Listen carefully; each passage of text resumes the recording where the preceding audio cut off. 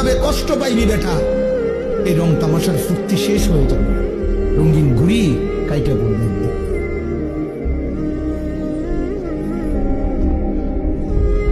রঙিন ঘুড়ি একদিন কাইটা পড়বে, এই চুলের পেখম একদিন কেউ দেখবে না।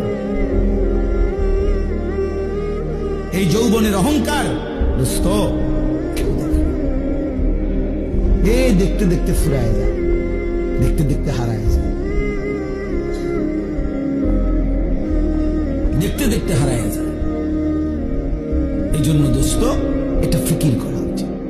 আল্লাহ তাআলা বলছে, বান্দা ওয়ালি তুকমিলুল ইদ্দা, আমি চেয়েছিলাম তুমি আমার পুরাটা মাস পুরা করো, সবগুলো বন্দিগি পুরা করবা, পুরা করো, পুরা করো। আল্লাহ বলছে পুরা করো, কঠিন হবে না বান্দা, আমি পারবো না। পারবা বান্দা, আল্লাহ বলতেছে পারবা, আমি জানি তুমি পারবা, তুমি না পারলে আমি তোমারে দিতাম।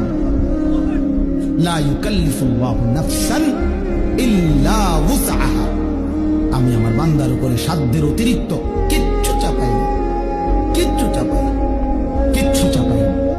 আল্লাহ তাআলা কোনো বিষয় কঠিন কি পরিমাণ ইহসান কারণ করছে আমরা কিতাবে পড়ছি।